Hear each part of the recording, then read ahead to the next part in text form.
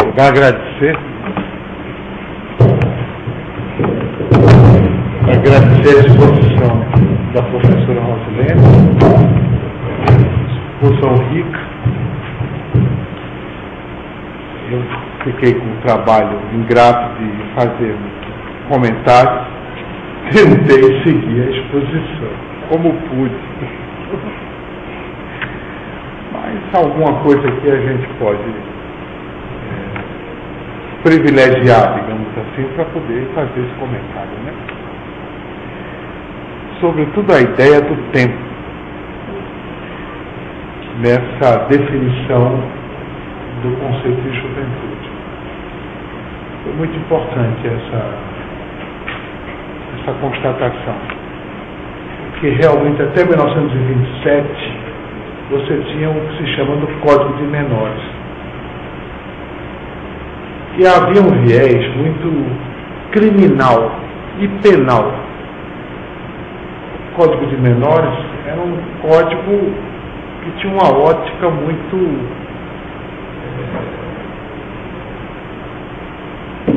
fiscalista e policial em relação às crianças e imagino aí os adolescentes. A distância que separa o Código de Menores do Estatuto da Criança é um tempo muito importante. É uma temporalidade histórica muito importante. Porque abandonar esse viés penal em relação às crianças e adotar um viés de cidadania, de direitos, realmente é uma evolução histórica que diz respeito à evolução da própria sociedade brasileira. A consciência de direitos, as lutas sociais, a Constituição e tudo mais. Quer dizer, o tempo aí é uma categoria muito importante.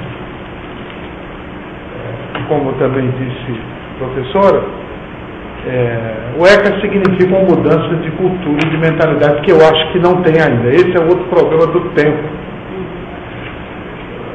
Já querem mudar o ECA, já querem fazer reformulação, e há muita gente que acha que a culpa da criminalidade e da violência se deve exatamente ao Estatuto. Por isso que ela fala que precisa uma mudança de cultura muito grande, uma mudança de mentalidade, inclusive no Poder Judiciário, diga-se de passagem, porque as coisas não mudam apenas com as leis e os diplomas, etc., mas precisa mudar a mentalidade social. Sem isso, nenhuma mudança legal vai adiante. E é o que ocorre, de fato, com a questão do Estatuto. Eu estou dizendo isso não como mero debatedor. Eu sou uma pessoa envolvida nessa discussão. Há vários anos eu participo das conferências municipais de educação da cidade do Cabo. Não sei o que eles viram em mim, mas eles sempre me chamam para participar dessas conferências. Eu já participei, esse ano mesmo participei da conferência, já estive envolvido na escolha dos membros do Conselho Tutelar do Cabo através de concurso. Preparei um concurso, inclusive, para isso, capacitei, inclusive, através dessa atividade, de forma que esse debate que envolve a questão do tempo da juventude e das políticas públicas de direção à juventude, realmente esse tema tem tudo a ver. Não é? Porque a ideia, e ela disse bem também, né? Quem é o jovem, né? A ideia de juventude varia. Não varia só nos campos disciplinares, mas varia no tempo. Quem é, afinal de contas, o jovem alvo do Estatuto da Criança e do Adolescente? E aí eu gostaria de puxar aqui uma discussão, que essa é do campo do direito. Segundo os juristas, criaram-se muitos microsistemas, que seria uma característica da pós-modernidade jurídica. Abandonar os grandes códigos, como a Constituição, e produzir microsistemas como o Estatuto do Idoso, o Estatuto da Criança e outros estatutos da igualdade, da promoção racial, assim, etc. e tal. Ora, a criação desses microestatutos implica naturalmente na aceitação tácita de que existe ali um público-alvo a quem se destina esses microsistemas. E aí a questão que ela levanta é uma questão relativa ao campo semântico. Quem é, afinal, esse público-alvo a que se destina esse microsistema chamado Estatuto da Criança e do Adolescente? É um público criado pela indústria cultural, porque hoje a sociedade de consumo segmentou seu público. Então tem um público idoso, tem um público jovem, tem um público hetero, tem um público homo, tem um público assim, assado, etc.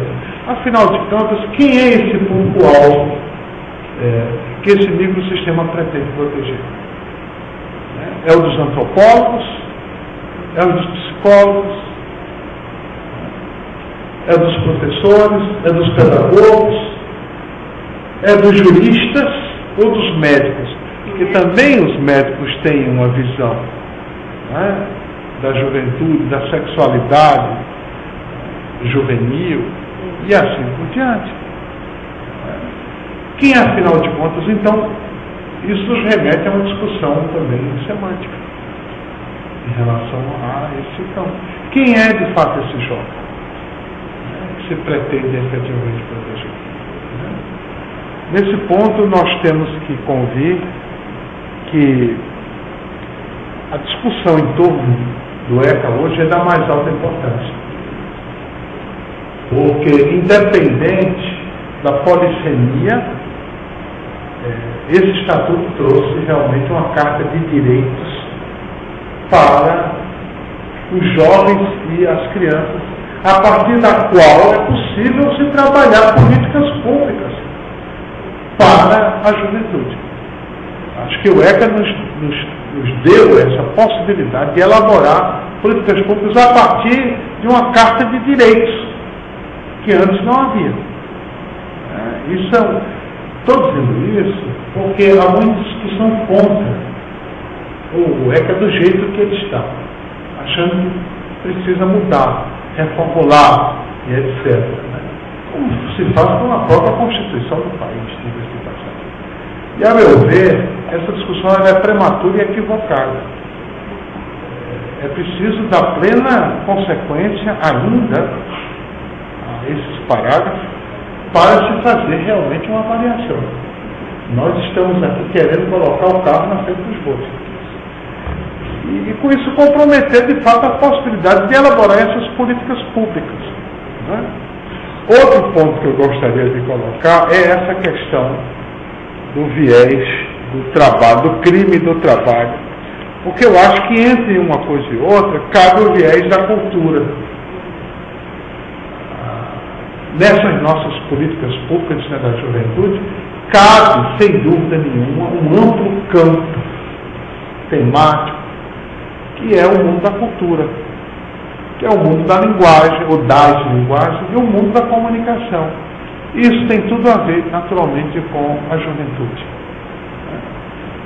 Quando a gente foca muito a questão das políticas públicas na formação profissional, ou uma forma de socialização que evite a marginalidade, a gente deixa de lado um aspecto muito importante, que é o da expressão.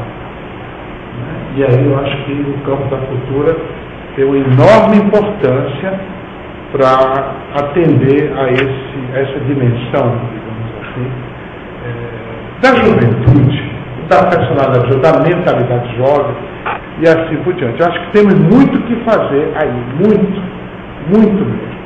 Daí eu pulo para a questão do multiculturalismo, que eu acho um aspecto muito importante dessa discussão. Nós não podemos perder de vista esse ponto, porque diz respeito ao reconhecimento da diversidade, dos grupos, da diversidade do comportamento, das atitudes, das linguagens, das formas de expressão. e assim por diante. E a juventude não é uma coisa abstrata. Ela é múltipla. Em todos os sentidos, ela é múltipla. Inclusive nessas faixas etárias que ela aqui distribuiu. 14 a 18, 18 a 24, 24 a 29. Então, se nós quisermos elaborar políticas públicas que sejam capazes de reconhecer essas juventudes no plural, eu acho que a questão do multiculturalismo é muito importante. Não existe só um jovem, existem jovens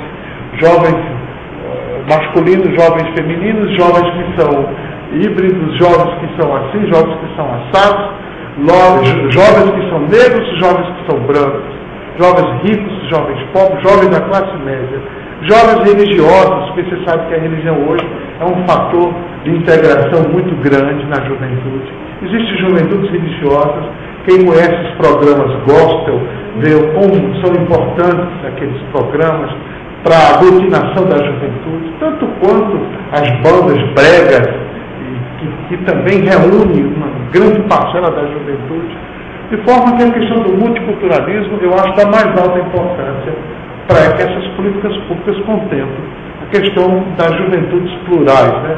Não da juventude única, mas das várias juventudes. Para concluir, eu gostaria só de fazer um breve acento na questão da passagem do padre Reginaldo na secretaria, como educador e como também ele pensador e formulador de políticas para a juventude. Nós tivemos, de fato, esse privilégio de conviver durante um tempo na Secretaria Municipal de Educação, discutindo exatamente isso, que programa pedagógico seria adequado para a rede pública do Recife. E quero dizer que foi um período muito fecundo, não sei se para ele, mas para mim como assessor foi muito fecundo, de levantar ideias e sugestões que pudesse ampliar esse projeto político-pedagógico no sentido de reconhecer essa pluralidade da juventude, de valorizar suas formas de expressão, de tomar suas linguagens como formas educativas, formas pedagógicas, formas de socialização, inclusive política. Né?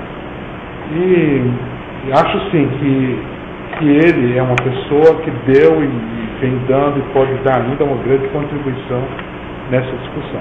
Esse é um trabalho difícil porque há muita incompreensão em relação àquilo que deve ser uma política pública, ou mais de uma política pública voltada para o jovem. Afinal de contas, quem é esse jovem? Né? E existe aqueles que são radicalmente a favor da ideia do trabalho, de que acha que a política pública para o jovem é formação profissional. Eu já parto de uma outra vertente diferente, uma vertente teórica e filosófica que acha que não é só isso. Eu preciso ampliar esse processo formativo. Né? E acredito, então, que essa contribuição que foi dada nesse sentido, ela deixou um legado, um acervo de ideias que, infelizmente, eu acho que não prosperou, porque acho que há um estreitamento de visão dentro dos chamados governos populares e trabalhistas, digamos assim, de que a questão do jovem, para não dizer que a questão do homem,